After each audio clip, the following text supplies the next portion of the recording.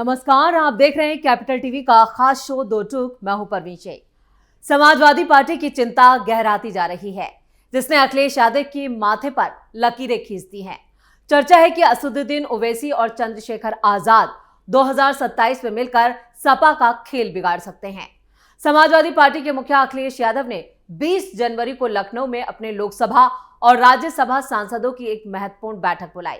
बैठक का मुख्य एजेंडा आगामी पंचायत चुनाव और संगठन की मजबूती था, लेकिन इस चर्चा के दौरान दो ऐसे नाम उभरे जिन्होंने पार्टी की चिंता बढ़ा दी: असदुद्दीन ओवैसी और चंद्रशेखर आजाद। पीढ़ी की लड़ाई और 2027 की रणनीति। सांसदों की बैठक से बाहर आए नेताओं ने भले ही कैमरे पर ओवैसी के नाम को टालने की कोशिश की हो, लेकिन उनके बयानों में पीडीए यानी पिछड़ा दलित अल्पसंख्यक की एकता का जिक्र बार बार आया। सांसदों ने कहा कि रणनीति बन चुकी है, जो भी बीजेपी के खिलाफ लड़ाई में साथ आएगा उसका स्वागत है। की है माननीय राष्ट्रीय अध्यक्ष जी ने, और कुछ समय ऐसी है कि हमारी अपनी पार्टी को मजबूती के लिए आने वाले जो हमारा चुनाव है उसको मजबूती से हम लड़ें और सरकार बना सकें, इस चीज पे अपना अहम बैठक की है। और हमारी पूरे पार्टी मजबूत है, एक है। सभी सांसदगण मिलकर करके प्रयास करेंगे कि समाजवादी पार्टी को और मजबूती के साथ में हम माननीय अखिलेश यादव जी को मुख्यमंत्री बनाने का काम करें, जनता के भरोसे, जनता की मदद से। तो इतने इनके पास है कि जनता खुद इनको खोज रही है जी। और जैसे आदमी जब डूबने लगता है तो फड़फड़ाता है और सत्ता के अहंकार में उत्पात मचाता है। इनकी जो हरकतें हैं, अभी काशी से प्रयाग तक देखा, राज तक देखा आपने, हम नोएडा से बलिया तक जिस तरह हो रहा है, नोएडा में जो हुआ, हमारे यहाँ जो हो रहा है, जनता इंतजार कर रही है। जनता की उम्मीदों पर खरा उतरकर इस सरकार से कैसे उत्तर प्रदेश को छुटकारा दिलाई जाए और ऐसा सबक सिखाया जाए कि ऐसी सरकार फिर कभी ना आए जो जनता को ठगे, धर्म के नाम पर दुकान चलाए। ये इशारा इस तरफ भी हो सकता है कि सपा भविष्य में छोटे दलों को साथ लाने के विकल्प जो है वो खुले रख रही है। अखिलेश यादव ने सांसदों को महंगाई, भ्रष्टाचार और बेरोजगारी के मुद्दों पर जनता के बीच जाने का आदेश दिया है। उत्तर प्रदेश की राजनीति एक बार फिर निर्णायक मोड़ पर खड़ी दिखाई दे रही है। समाजवादी पार्टी के राष्ट्रीय अध्यक्ष अखिलेश यादव 2027 की तैयारी में पूरी ताकत के साथ मैदान में हैं, लेकिन उनके इस राजनीतिक सफर में सबसे बड़ा सवाल यह है, क्या उत्तर प्रदेश में उनका रास्ता रोका जा सकता है, और अगर हां तो किसके जरिए? इस पूरे परिदृश्य में एआईएमआईएम प्रमुख असदुद्दीन ओवैसी की भूमिका को नजरअंदाज नहीं किया जा सकता। सत्ता विरोधी माहौल को वोट में बदलना। अखिलेश यादव की राजनीति का आधार युवाओं, पिछड़ों, दलितों और अल्पसंख्यकों के गठजोड़ पर निर्भर करता है। महंगाई, बेरोजगारी, कानून व्यवस्था और सामाजिक असंतोष जैसे मुद्दों पर वो लगातार सरकार को घेरते रहे। लेकिन उत्तर प्रदेश में सत्ता विरोधी लहर होना और उसे वोटों में तब्दील करना दोनों अलग अलग बातें हैं, और जो यूपी में फिलहाल तो दिखाई नहीं दे रहा। यहीं से विपक्षी वोटों के बिखराव का खेल शुरू हो जाता है। असदुद्दीन ओवैसी जब भी उत्तर प्रदेश की राजनीति में सक्रिय होते हैं, एक पुरानी बहस फिर जिंदा हो जाती है। क्या ओवैसी मुस्लिम वोटों को बांटते हैं? पिछले विधानसभा चुनावों में एआईएमआईएम को भले ही कोई सफलता ना मिली हो, लेकिन कई सीटों पर यह साफ दिखा कि पार्टी ने समाजवादी पार्टी के परंपरागत वोट बैंक में सेंध लगाई, जिसका सीधा फायदा सत्ता पक्ष यानी बीजेपी को मिला। और बीजेपी इस बार भी इसे एक बड़े प्लान के तहत आगे बढ़ा रही है। क्या ओवैसी बने हैं अखिलेश के लिए चुनौती? ये सवाल जितना सीधा दिखता है उतना है नहीं। ओवैसी का दावा है कि वो सम्मान की राजनीति करना चाहते हैं और मुस्लिम समाज को सिर्फ वोट बैंक नहीं रहना देना चाहते। यानी ओवैसी मुस्लिम समाज को अब राजनीति में उनका हक देना चाहते हैं। लेकिन जमीनी हकीकत यह है कि उत्तर प्रदेश जैसे राज्य में जहां मुकाबला बेहद कड़ा होता है, वहां हजारों वोटों का अंतर भी नतीजे बदल देता है। ऐसे में ओवैसी की मौजूदगी सीधे तौर पर अखिलेश यादव की राह को और मुश्किल बना देती है। अखिलेश यादव जानते हैं कि बिना व्यापक सामाजिक संगठबंधन के सत्ता तक पहुंचना नामुमकिन है।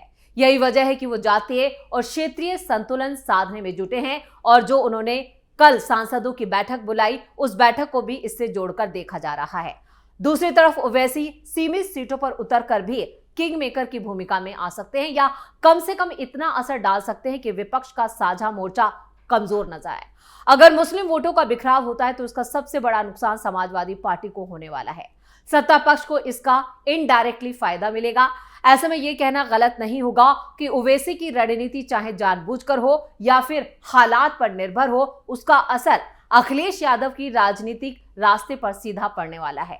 उत्तर प्रदेश की राजनीति में सीधी टक्कर से ज्यादा अहम है समीकरणों का खेल।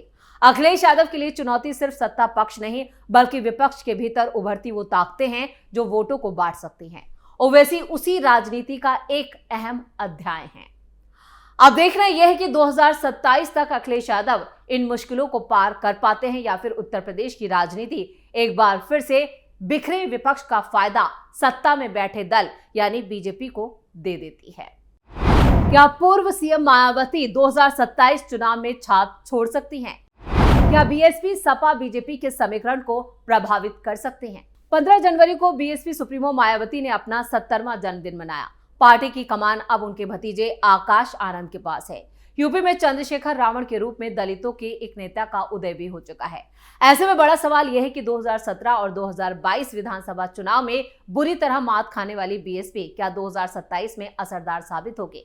इसका पुख्ता जवाब तो भविष्य के गर्भ में। हालांकि ये जरूर है कि बीएसपी इस दिशा में कोई कोर कसर नहीं छोड़ सकते। यानी 2027 चुनावों में मायावती बड़ा फैक्टर बनने वाली हैं। 2012 में यूपी की सत्ता से बाहर हुई बीएसपी अब 2027 के लिए पूरी तरह से कमर कस चुकी है।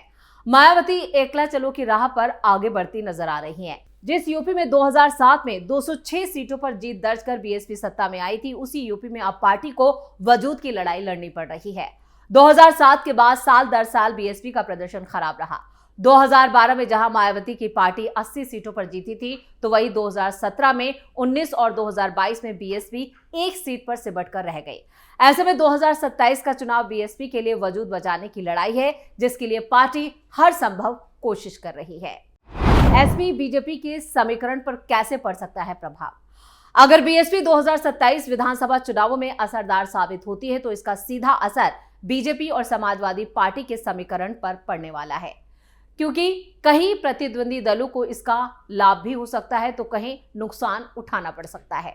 हाल फिलहाल की बात करें तो 2024 लोकसभा चुनाव में बीएसपी भले ही खाता नहीं खोल सकी थी, लेकिन उसने समीकरण प्रभावित जरूर किए थे। 2024 के चुनाव में बीजेपी की जीती हुई 33 सीटों में से 16 सीटें ऐसी थी जहां बीएसपी को मिले वोट बीजेपी के इंडी गठबंधन पर जीत के मार्जिन से ज्यादा थे। अगर यहां बीएसपी का प्रदर्शन गड़बड़ रहता तो बीजेपी को नुकसान हो सकता था। विपक्षी दल यानी सपा का समीकरण भी बीएसपी के प्रदर्शन पर काफी हद तक निर्भर करता है। 2019 लोकसभा चुनाव में भी इसका असर देखने को मिला था। वहीं विधानसभा चुनाव 2017 और 2022 में दलितों का अच्छा खासा वोट बीजेपी की तरफ शिफ्ट होने की बात कही गई थी। इसका असर यह हुआ कि बीजेपी सत्ता में लौटी। ऐसे में अगर 2027 में बीएसपी फिर असरदार साबित होती है तो बीजेपी को कुछ नुकसान उठाना पड़ सकता है। सत्ता किसके हाथ में जाएगी, इसका जवाब तो भविष्य के गर्भ में है। तो 2027 का समीकरण बदलने के लिए मायावती भी ताल ठोक रही हैं, और जिस तरह से उन्होंने अपने 70वें जन्मदिन पर यह खुला ऐलान कर दिया कि इस बार वो एकला चलो की राह पर होंगी, लेकिन इसके साथ ही उन्होंने ब्राह्मणों का मुद्दा उठाकर सीधे तौर पर बीजेपी को निशाने पर लेने की कोशिश की। यानी ब्राह्मणों पर उन्होंने जो बयान दिया उसको लेकर कई इसके सियासी मायने भी निकाले गए। लेकिन इसके साथ ही साथ जिस तरह से अखिलेश यादव की सांसदों के साथ जो बैठक हुई है, उस बैठक में भी ब्राह्मणों का मुद्दा उठाया गया। साथ ही साथ मायावती फैक्टर, ओवैसी फैक्टर और चंद्रशेखर रावण के जो फैक्टर हैं उन पर भी चर्चा की गई। वो अलग बात है कि जब सांसद बैठक से बाहर आए तो उन्होंने इस पर कुछ भी बयान देने से कहें कि एक तरह से बचते हुए नजर आए। उन्होंने कहा कि पीडीएस सिर्फ दलितों, पिछड़ों और अल्पसंख्यकों की राजनीति करती है और इनके विकास के लिए ही जो एजेंडा तय किया गया है, पार्टी के सभी नेता और सांसद इसी पर आगे काम करेंगे। यानी एसआईआर के साथ साथ चुनौतियां यूपी में कई हैं, जिसमें मायावती और ओवैसी जो हैं वो बड़े फैक्टर बन के उभर रहे हैं। दलित राजनीति को लेकर जो पासा इस वक्त अखिलेश यादव फेंक रहे हैं वो उसमें कितने कामयाब होंगे ये तो वक्त बताएगा। लेकिन फिलहाल जो समाजवादी पार्टी के अंदर भीतर जो गुटबाजी चल रही है, हिंदू और मुस्लिम सांसदों को लेकर जो कई बार सवाल उठाए गए हैं, उसको लेकर भी कहीं ना कहीं समाजवादी पार्टी के मुखिया अखिलेश यादव बड़ी चिंता में नजर आ रहे हैं। अब देखना यह होगा कि जो पूरा समीकरण और जिस तरह से अखिलेश यादव इस पूरी सियासी बिसात पर अपनी चालें चल रहे हैं या जो पत्ते बिछा रहे हैं उसमें उन्हें कामयाबी मिलती है या फिर वो मात खा जाते हैं। क्योंकि अभी बीजेपी ने अपने पत्ते नहीं बिछाए हैं, लेकिन बीजेपी सधी हुई चाल से हर मुद्दा वो देख रही है कि अखिलेश यादव किस तरह की रणनीति बनाते हैं, उसके बाद फिर बीजेपी अपने दांव फेंकेगी। लेकिन इस बैठक को लेकर जिस तरह से बीजेपी खेमे से बयानबाजी हो रही है, उससे साफ हो जाता है कि अखिलेश यादव ने एक बड़ी चाल तो चल दी है, लेकिन इस चाल पर वो कामयाब हो पाते हैं या नहीं, ये बड़ा सवाल अभी भी बना हुआ है। इसी के साथ इस खास शो में इतना ही। वीडियो कैसा लगा कमेंट करके अपनी राय जरूर दें, वीडियो को लाइक करें, शेयर करें और कैपिटल टीवी को सब्सक्राइब जरूर करें। धन्यवाद।